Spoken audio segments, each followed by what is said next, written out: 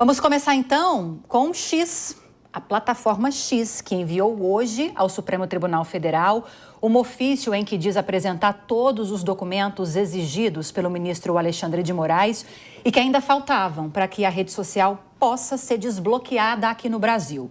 Esse documento aponta que a plataforma cumpriu as determinações estabelecidas por Moraes e pede que seja autorizado o restabelecimento da rede social para acesso dos usuários em território nacional. Ontem, a Polícia Federal e a Anatel entregaram ao Supremo Tribunal Federal um relatório sobre o uso da plataforma após o bloqueio da rede e depois retomada do funcionamento na semana passada. Não sei se vocês se lembram disso. O ministro Alexandre de Moraes determinou na última semana que fosse feito um levantamento de quem fez o uso extremado da rede social. Lembrando que a plataforma, como eu disse agora há pouco, chegou a ficar com livre acesso no Brasil, mesmo depois da suspensão. Vou começar esse debate com Luana Tavares, pode ser, Luana? Essa história do X me parece, pelo que eu tenho ouvido de analistas, de algumas fontes técnicas também, que pode estar próximo de chegar a uma conclusão, essa história. Estamos próximos, talvez, com essa disposição da plataforma em cumprir as decisões judiciais, estamos próximos de ter o X novamente aqui no Brasil. Essa é a sensação que você tem ou não? Sim, Lívia, boa tarde a todos que nos acompanham. Essa é uma novela que a gente tem acompanhado e discutido aqui em vários programas. Inclusive, na última semana nós falamos sobre essa movimentação do X que já apontava uma predisposição em responder aos pontos que foram exigidos aqui pela Justiça brasileira. E hoje nós tivemos mais uma comprovação, mais um passo importante nessa mesma direção. A despeito de todas as críticas, gente, em relação à posição do ministro Alexandre de Moraes, à posição da Justiça brasileira, aos posicionamentos políticos de Elon Musk, a gente falou muito sobre isso aqui na semana passada também, que é um posicionamento que acaba dificultando em diversos países onde eles estão atuando com a plataforma, se colocando de forma contrária aos governos, com críticas muito pesadas. A despeito de tudo isso, a gente tem que concluir aqui juntos uma coisa. É muito importante que a gente resolva os nossos problemas, né, dentro de casa. Mas, ao mesmo tempo, uma vez que você está dentro da minha casa, vamos trabalhar aqui para responder às regras que são importantes e que são exigidas para o bom funcionamento da casa. Então, eu acredito que ele percebeu que não adiantava entrar em queda de braço, apesar de ter diversas críticas, como a gente falou aqui, entrar em uma queda de braço eterna com o Brasil, que é um mercado importante. Lembrando que o Brasil representa 2% aproximadamente, aí com dados de 2021, das receitas do X no mundo, né? 2% da receita mundial da plataforma. Então, é um mercado importante e para eles realmente não faz sentido ficar fora daqui. Essa movimentação começa a mostrar, então, que o X, né, o Elon Musk, estão começando a entender esse cenário e que não vale a pena entrar nessa queda de braço eterna, porque tem muito mais a perder do que ganhar. Priscila, nessa nova determinação do ministro para que Polícia Federal e Anatel fizessem uma nova varredura sobre o retorno do funcionamento, no caso de algumas operadoras aqui no Brasil da plataforma, há também um detalhe nesse pedido do ministro para que fosse feito um levantamento de todas as pessoas que ainda estejam na plataforma, apesar dessa decisão de suspender aqui no Brasil, e mais, pessoas que estejam na plataforma e que estejam utilizando o espaço para disseminar desinformação, fazer discurso de ódio. E lembra daquela multa de 50 mil para quem estivesse acessando, muito polêmica, falamos sobre isso, via VPN. Nessa nova solicitação do ministro, ele diz o seguinte: a ordem agora é, feita essa varredura, encontrado usuário que esteja usando a plataforma, apesar da suspensão, e que esteja utilizando também para disseminar esse discurso de ódio, a primeira coisa a se fazer é notificar esse usuário. Se depois de notificado ele insistir em continuar na plataforma e disseminando esse tipo de informação, daí valeria aquela multa de 50 mil. Isso suaviza as críticas que essa decisão havia suscitado entre os juristas antes ou não? Continua a mesma coisa, você não concorda com isso? Boa tarde, Lívia, as nossas colegas de bancada, a nossa audiência. Lívia, nós já falamos aqui em outras oportunidades a respeito, inicialmente, daquela decisão proferida pelo ministro Alexandre de Moraes, onde se tinha, né, essa multa de R$50 mil para o uso da plataforma, ainda que fosse pelo VPN, mas a gente sabe que a OAB, né, federal, já também fez aí uma ação para poder tentar retirar essa multa, da qual eu particularmente não concordo, em razão do quê? Como que nós podemos colocar uma multa, sendo que o processo, a pessoa não foi notificada, não tem ciência desse processo? Então, neste ponto, seria a minha crítica à decisão anterior. Agora, é bom a gente só também colocar, assim como você já disse, a Polícia Federal, ela atua em casos que a gente entende mais gravosos por uma delimitação constitucional. Então, lá no artigo 109 da nossa Constituição Federal, estão as situações onde a Polícia Federal deve, então, atuar, né?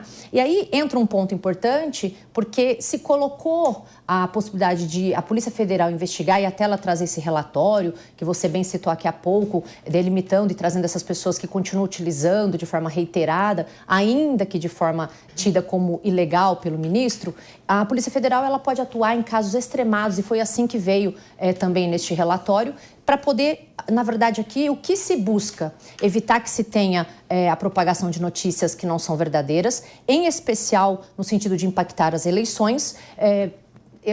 A decisão traz essa questão da liberdade de expressão, embora de alguma forma ela esteja imaculada, e também para preservar a dignidade humana.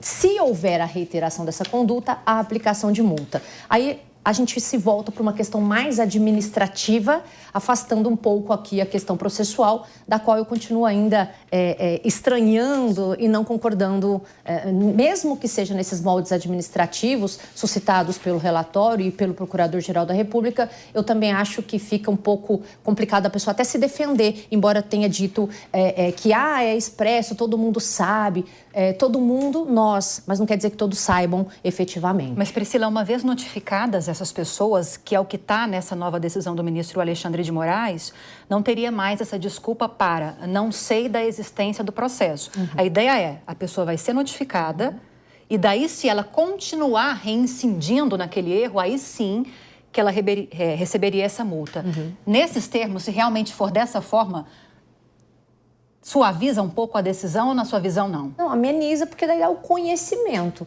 Mas é uma questão muito precária, né, Lívia? Porque como que nós vamos conseguir, eu não, né? Como que a Polícia Federal e toda a tramitação vai conseguir, de alguma maneira, cientificar todas essas pessoas no sentido de multar? Mas se der ciência e ela puder se defender, eu penso que não está de todo mal, como anteriormente tinha sido dada essa decisão. Então, ameniza nesses modos, porque tendo ciência, ela tendo conhecimento de que aquilo pesa contra ela se defendendo ou mantendo, eu acho que a multa até seria justificável. Ouvi primeiro a advogada, Deise, mas quero te ouvir nesse aspecto também. Uma vez a pessoa estando ciente, foi notificada de que ela não deveria estar na rede social, que foi suspensa aqui no país, houve a decisão de que quem a utilizasse ainda assim via VPN estaria incorrendo em erro também.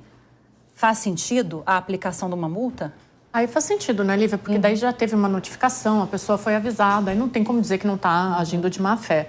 Mas eu acho que essa questão do X, ela traz uma outra reflexão para a gente aqui no Brasil de como que as coisas elas estão andando, né? A gente tem um ministro dizendo e moldando os limites do que é liberdade de expressão e quando que essa liberdade de expressão ela vai para o discurso do ódio. Quem deveria estar fazendo isso era o Congresso Nacional. E aí a gente tem essa questão muito tênue, que eu acho que a maioria das pessoas não entendem, porque isso não está claro. A gente fala, a liberdade de expressão é absoluta.